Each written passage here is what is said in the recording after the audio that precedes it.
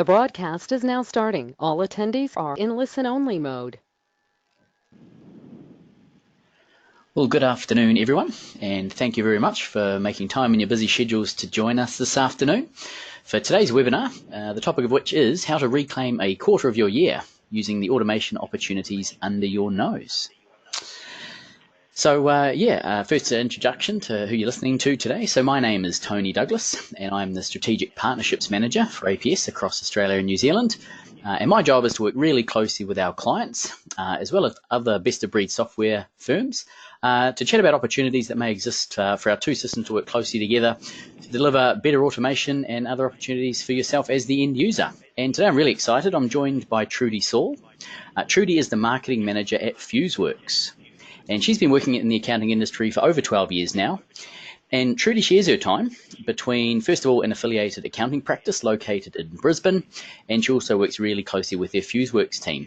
So today, Trudy's going to take us through and share some information on how, as a practice, they identified opportunities for automation and how they've leveraged that information. So thanks for joining us today, Trudy.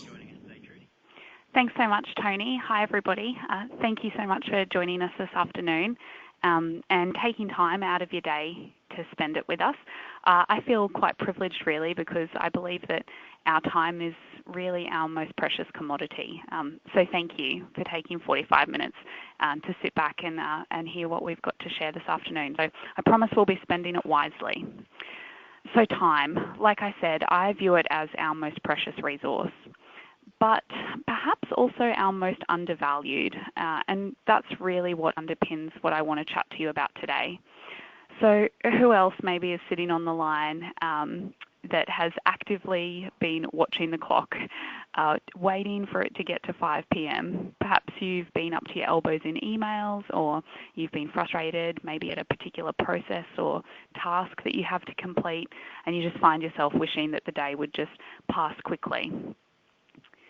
It's funny though, because while we're wishing that time would speed up so we can move past those frustrations, doesn't it also feel like we quite often just never have enough of it to do what we actually want to be doing? So I often find myself having conversations with colleagues and clients. How are you, I say, and more often than not I'm greeted with a pretty familiar response. They say, "Oh, I'm good, I'm just so busy." Don't get me wrong, being busy is good. That's if it's good busy. But here we are wishing that time would speed up and go quicker because we're busy spending it on all of the wrong things. And that's really what we're all about at FuseWorks, and that's helping you to find and create time so you actually have the time you need to focus on what matters. These days, that's engaging with clients, developing new products, or it might be new service offerings, or engaging in practice or professional development. Or perhaps what matters most to you might actually even just be getting to leave the office at 5 and being able to be fully present with your loved ones, not constantly worried about what's happening back in the office or in your email inbox. So that all sounds great, but how do we actually go about creating more time? Well, we could work longer, we could hire more staff, or we could outsource different elements of our day-to-day life. But this afternoon, I don't want to talk about any of these solutions today because we're already working too much, in my opinion, and we actually don't need any more staff. In fact, roughly only 30% of our workday is spent on truly productive work, the work that we should be doing. The other 70% is spent on low-value administrative or really manual tasks, or it's simply wasted trying to avoid them. So think back to how you spent your day yesterday or earlier in the week. How much of that was spent doing what you actually should have been doing? I'm sure there's more than a handful of people on the webinar this afternoon that have muttered a silent curse over maybe trying to locate a file or finding a typo. Perhaps you had to rerun a report, or maybe it was even just getting frustrated at your computer not working the way that you wanted it to.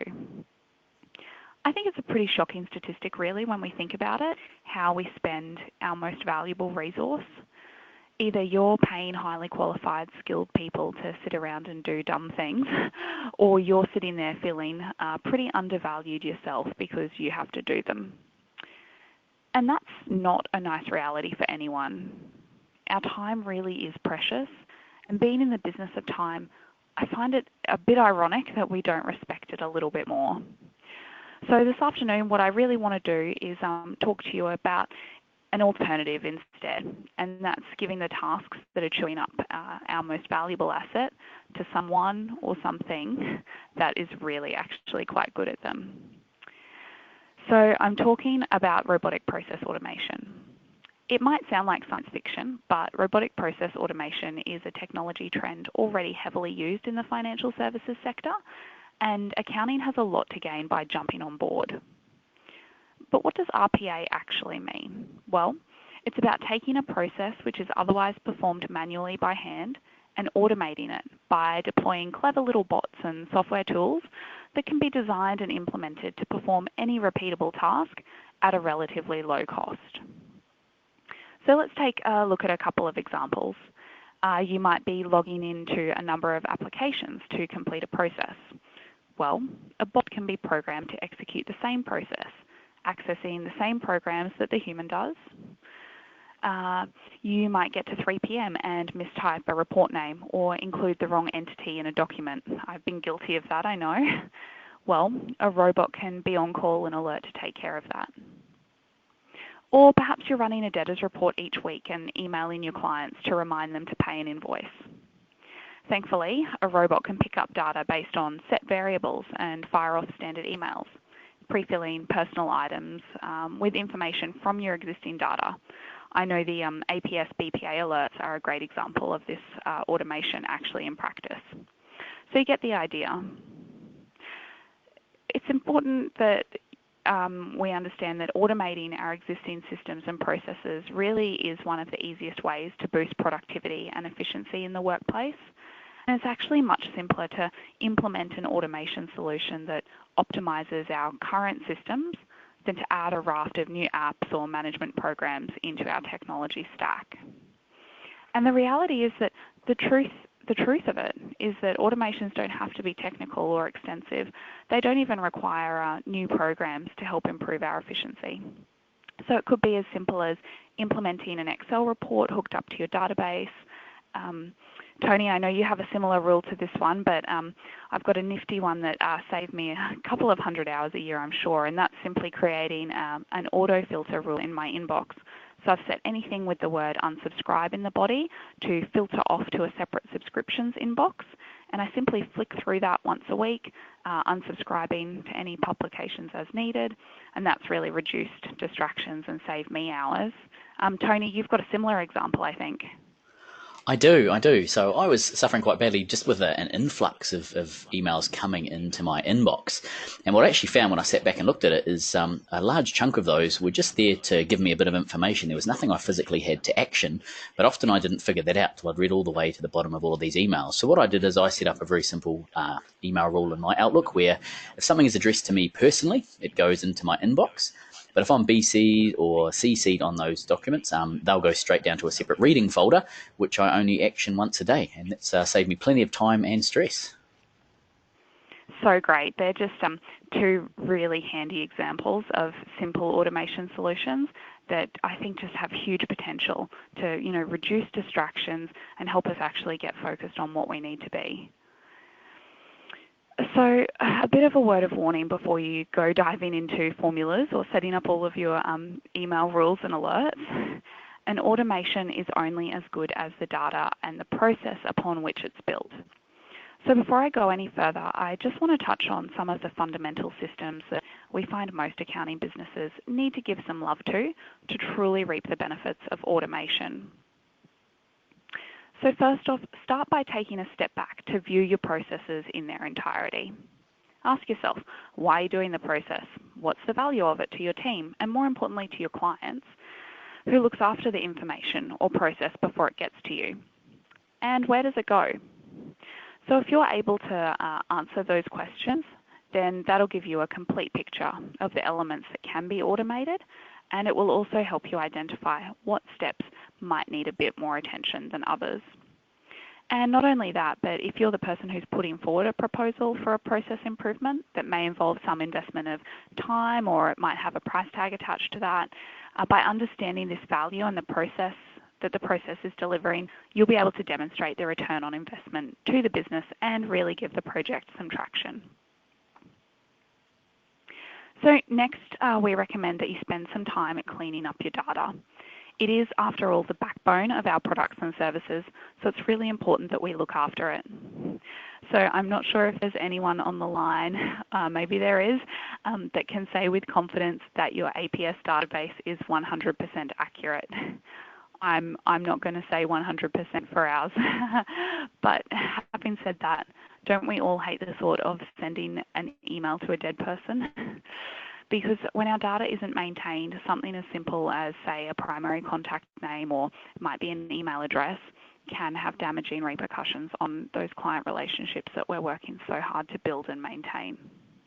So you should be thinking about running an integrity check or an audit on your data every 6 months or so. Tony, I might just get you to tap in here and highlight any tools within APS that can be good for this. Yeah, thanks, Trudy. So always like to start really simple with these things. And the first area within the reporting mechanism is client lists. So one thing Client List does really well is it enables you to take your whole client database and extract it to Excel, and obviously filter the number of records you get. So you can get some quite targeted and specific outputs. And the main idea behind that is when you've got something in Excel, it makes it much easier to find the gaps or the data that's incomplete, or even to supersede the data. So that's step one, is to set up a few client lists, and you can keep those as saved views in the system, so you can run them on a recurring basis just to make sure things stay nice and tidy. The other point I'd like to raise is that over the last few releases of practice management, we've tried to add in additional self-service tools.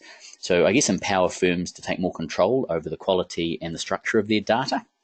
So first of all, in practice management version 11, we added a new tool called the bulk attribute maintenance tool. So for those of you who don't know, that allows you to actually take attributes within the database and supersede or replace them en masse. So again, you can make things much tidier through doing that. Now that does most things, but not all, because sometimes we need to protect you from yourself. So there are certain fields in the database we don't want you to try and move or break. So if you've got any questions about other data over and above that, just contact our support team. We actually have a whole library of SQL scripts that we run quite often on client databases to help clean them up, but they often need to be tweaked based on your particular database. So give support a call. So things like cleaning up workflow, etc. We do that all the time. The other item that we've got has just come out in PM 11.2, and that's a new tool which allows you, it's called the PM Toolkit, and allows you to bulk update existing data sets. So if you find that when people are adding clients into the database, they're missing some critical pieces of information, but those pieces of data aren't on your ad screen, you've now got control over that. So you can personalize which fields are on the ad forms as you work your way through APS, and you can even control which of those fields need to be set as mandatory so you can't miss them by mistake. And last but not least, if there's extra pieces of data that you're keeping outside of the software in spreadsheets and other places, and you'd much rather that was centralized in APS, that tool can also be used to bulk create new sets of data and fields for you to capture that information in.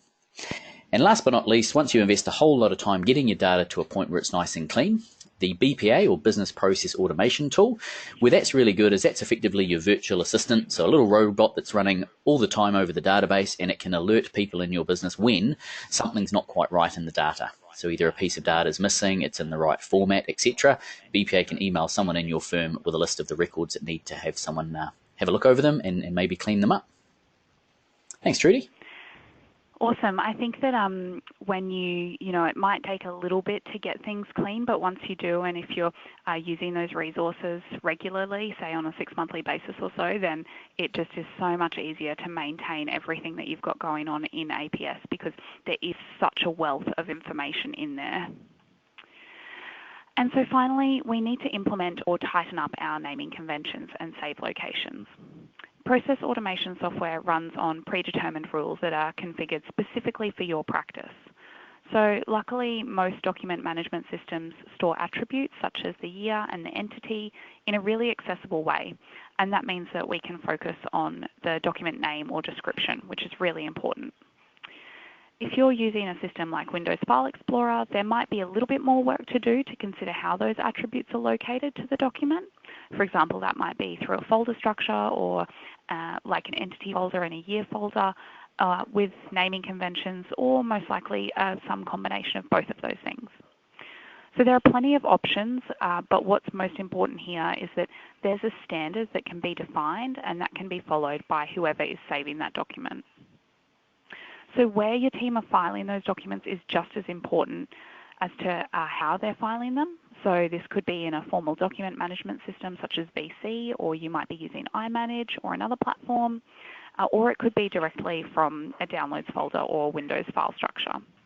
So the important thing here is that each document type is stored or found in a consistent place each time. Think about going to do your grocery shopping and finding that the milk was in a different aisle every time you went to the shops. That would be a lot of wasted time spent looking for something that you consistently need. So once you've created a bit of a robot paradise, the sky really is the limit, and I think that it's a case of what rather than when can you automate. So speaking of what, how do you identify the perfect tasks for automation? Well, you start by asking your team. I think it's easy for us to fall prey to the, do what you've always done trap and push change to the side when things get busy. But incremental changes and shifts in the way you work to free time come about by actually pausing and simply asking the question, is there a smarter way, or can this be done differently? So make sure you are carving out time for you and your team to start exploring these questions. Run a brainstorming session. Get your team to throw out a list of the processes that are frustrating them or that are driving them crazy. Spend the time to hear from them what they're thinking and feeling. Next, you want to look for tasks that have to be completed more than once. Now, this one might seem obvious, but it's actually a bit surprising how many tasks fall into this bucket. Regular and repeated processes that are central to your business operation are prime candidates for automation. So if someone, that means yourself included, is having to complete the same task multiple times per day or per week, we'd suggest mapping out steps involved to highlight the opportunities for workflow automation.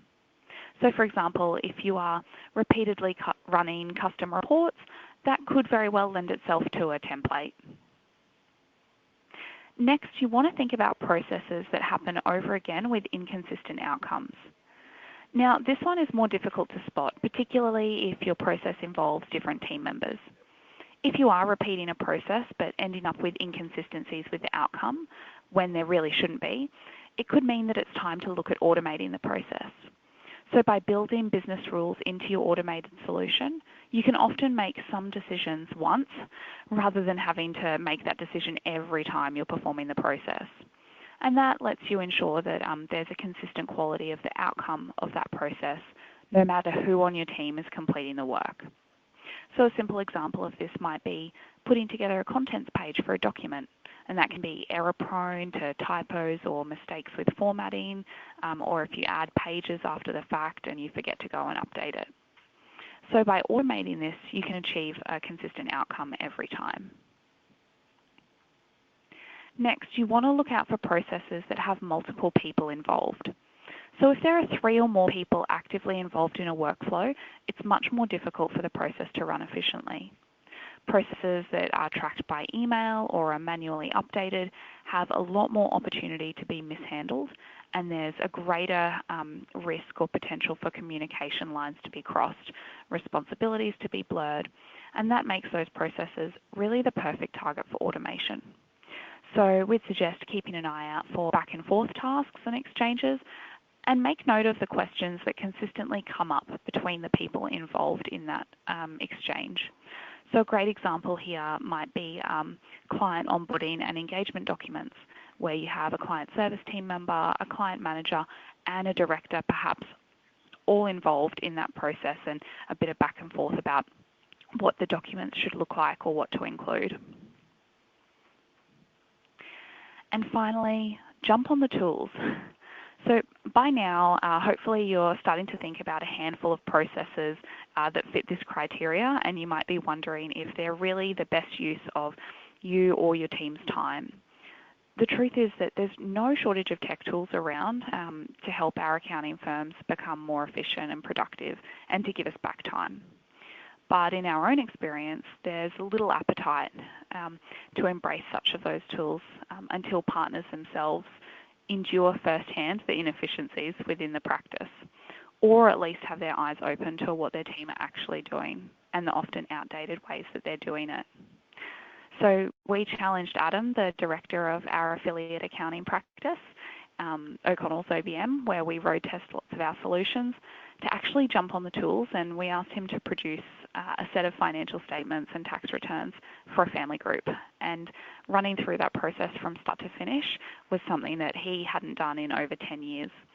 And we asked him to do this to get an understanding of what was going on in their engine room. And his brief was to jot down along the way the thoughts and feelings that he had about that process. And he actually uncovered one frustration in particular that I have no doubt, well, I know in fact that it's a frustration echoed in many practices, and that's in the time-consuming yet repetitive process that has to happen actually at the very end of the job. So once it's all been completed and our financials have been prepared, but when it comes to actually delivering that work to clients. So I'm talking about the compilation of a client report pack. And that involves manually merging various Word, Excel, and PDF documents and the like together. So quite often firms have a mix of productive and non-productive staff doing various bits of this process. So your accountants might complete the financials and the tax returns in APS, and then generally one of two things tend to happen.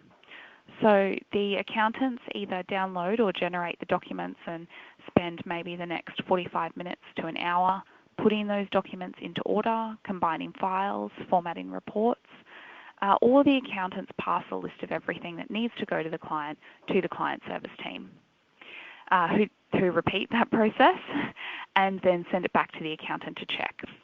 Perhaps it needs to be edited or updated because a document has been missed, or maybe the wrong document has been included.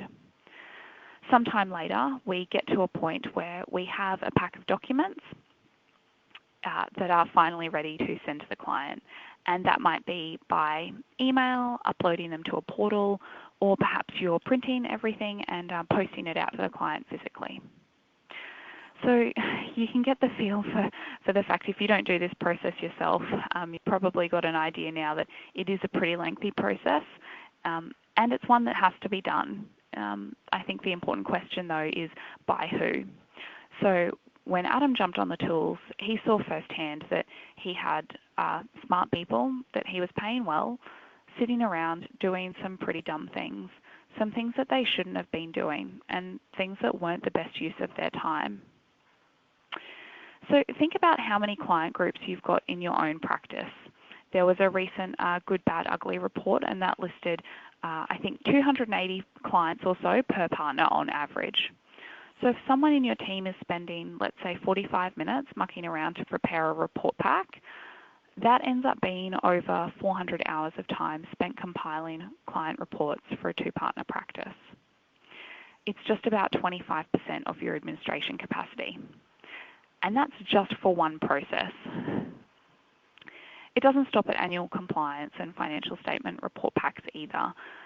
Electronic documents really are the cornerstones of our businesses when we think about it. Might be our client engagement packages, preparing pages for signature, perhaps it's compiling management reports. But what if you could simply click a button and magically have those documents pulled together from wherever they've been housed, your server, the internet, across platforms and different types, even from your document management system, and have those pulled into one spot with a pretty sophisticated client personalized cover page and table of contents all handled for you. Well, the idea of a magic button like that sounded pretty good to us, and that's exactly why we created FuseWorks, to automate these repetitive processes. So I want to give you a quick run through of how FuseWorks works and explain it. So let's say I'm the accountant and I've just finalised the reports and returns for the family group. I open up the FuseWorks app and start a new collation. So what we're presented with is our firm standard collation template. This appears in two sections, which is tailored to your business and lists out each of the documents that you usually include in the report packs. So on screen we can see group level items, and then below that we've got entity level items. So those are the reports specific to each entity that we want to include in our report pack. So in this example, we're going to complete the collation for Smith Family Group. So we use the search function to find those clients, and FuseWorks is programmed to read this information out of your practice management system. So it's already connected to APS, and it pulls through all of your client details. So we're going to select the client, and FuseWorks will pull through all of the related entities for us as well. What FuseWorks does is fill in the date, it fills in the details about the year and the date.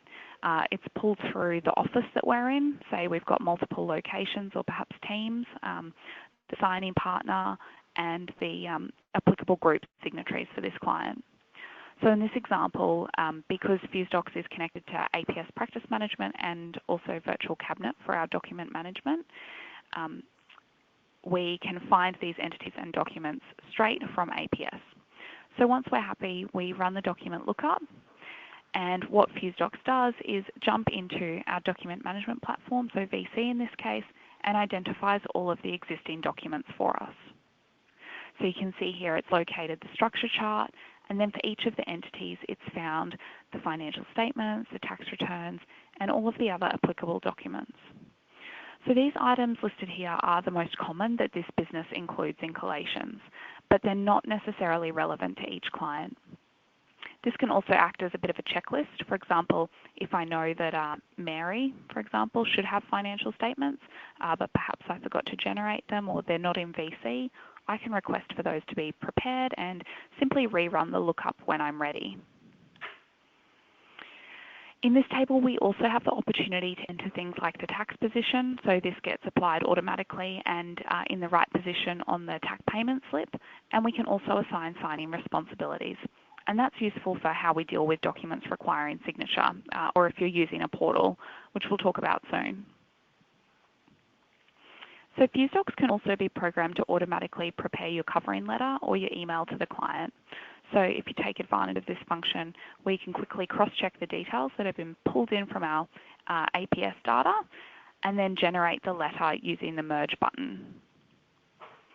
And so the output is a fully formatted letter that contains your standard paragraphs, and you can pick and choose the relevant sections. If you want to type in a specific comment, you can do that. It's fully editable, and you can see it's also pulled through the tax payable and refundable amounts that we entered earlier. So now we're ready to prepare our annual collation. This screen gives us the options to select what packs we want prepared. In this example, we want to prepare a collation of all of the documents and a second pack of the pages that we need signed. So rather than a team member manually scrolling through and finding the ELDs and resolutions, FuseWorks is going to do that for us. So we've also got selected by default a number of options that this particular business likes. So there's letterhead applied, signatures are going to be put on our compilation reports, and our branding and signing is also going to be used. We've also got sign here stickers to include throughout those signing pages. When we're ready, we simply press compile, our magic button, and FuseWorks gets to work behind the scenes. So FuseWorks finds the files based on naming conventions. If it ever gets confused or if there's more than one possibility, it prompts you to select the file you want to include. And then within really a matter of seconds, FuseWorks jumps into your system, finds each of those files. It doesn't matter what format they're in, it converts them to PDF. And in this example, it gives you two separate files. The first is a fully formatted report pack with our business's branding, and it includes the cover page. We've also got a formatted table of contents with hyperlinks and multi-level bookmarks, and that makes it really easy for our clients to navigate when they open this file up on their phone or computer and are using it on screen. So we can see here that our electronic director signatures have been applied, and it's included our cover letter as well inside the report pack. In this example, we've also got a second separate package of pages that the client's required to sign, and these have been marked up with sign here stickers and tags, so just the signing pages. Now, from here, we can file these packs into our document management system, whether that's VC or iManage, or if you're using Windows directory or perhaps another system. Or alternatively, if you're using a portal like Virtual Cabinet Portal, we also have the ability to automatically publish these pages or reports to the portal. So what this means is that you're able to create specific portal packs that you can publish directly from FuseWorks without needing to relocate any of these files inside of VC. So using that feature, we can quickly and easily get those documents to our clients. We can add additional files to the portal packs as well, edit the message they receive if we want, and then we can publish those documents straight to them.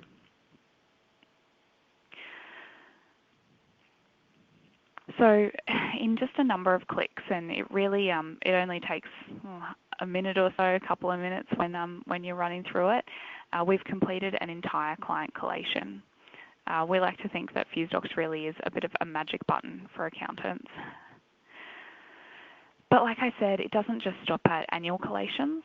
What we're seeing is that once teams see the power of automation, they start nominating new processes and workflows. So it might be your BAS and IAS letter and statement packs, your covering letters, annual client checklists, company secretarial letters, statements and invoice packs. One client has also just automated the collation of tax advice packs, the cover letter, a collation of working papers and advice documents accompanying complex technical tax engagements.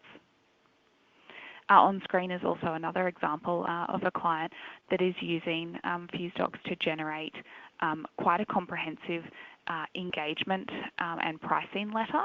So they actually have quite a lot of this data relating to the services and the cost of those services as custom attributes within APS, and we've programmed FuseWorks to pull out that information and create a really sophisticated, fully formatted letter that outlines the proposal for services. So we've now helped quite a number of businesses across Australia and New Zealand create a huge amount of capacity across their teams. I'm pretty sure the numbers are higher than this now, but it's several full years of report compiling that has been able to be saved. So it's pretty amazing, again, how we're spending our time. Of course, time isn't a renewable resource, and it's not something that we can stockpile either. So I think one of the most important things we need to think about is what's happening with all of that extra capacity that we're creating.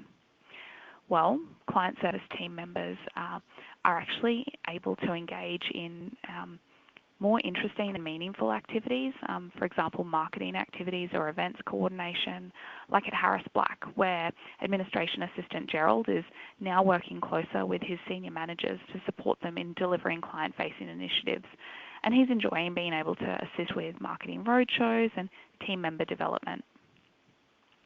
Add another practice, after years of trying to get this initiative off the ground, the accounting and administration teams finally have the time to get their client seminar program up and running. That was one of their initiatives to support generating new business from their existing clients. And we've had other businesses where team members have actually been able to introduce a number of new service lines or offerings led by team members who have been given the time to proactively manage their portfolios and who have been able to recognise gaps and opportunities. And these are the activities that we're really here to help you do more of. Since we launched FuseDocs, we founded FuseWorks to share the automation solutions we've developed to do just that, to create time for you to focus on what matters. Our time really is so precious, and if there's one thing that I know, it's that we need to care more about it. As leaders within our teams and businesses, we need to care more about creating these types of opportunities for those around us, and even ourselves, opportunities to be able to do more of the things that we're good at, and that's being human, really, at the end of the day. So if we can utilise technology like robotic process automation to do that, why wouldn't we? Master your data, start good habits around naming, structuring, and what you're already doing, and jump on the tools and ask your team what processes are driving them insane.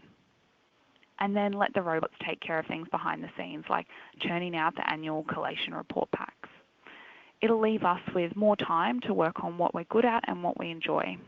And that will really benefit our businesses as much as it will benefit the individuals that make it all happen. So again, thank you so much for giving up some of your day to join us in this session. If you do have any questions, now's your opportunity to type them through to us. And while we're just doing that and checking if there are any questions, I just wanted to let you know to say thank you for joining us. We're really pleased to extend a special offer for APS clients, giving you 2 FuseWorks automated templates. So that might be your annual collation and your superannuation collation, or it could be your ASIC documents. So 2 templates for the price of 1. So if you're interested in taking up that offer, after this webinar, you'll receive a link to the website where you can find out more information about FuseWorks and also how you can book an online demonstration to explore if FuseWorks could work for your existing processes. And we'll include details of how to take advantage of this if it is of interest to you. So I might just check in with Tony now and see if there are any questions that have come through. Yes, thanks, Trudy. So the first question we've got has come through from Claire, so thank you, Claire, for taking the time to type this in. So Claire just wanted to check in just to make sure that she was understanding correctly. So you still have to create and review the source documents in the source system, so that being tax or XPA, and then you file that into your document management system first, don't you, like VC, and it's only then that FuseDocs kicks in and automates the rest of the process. Is that right?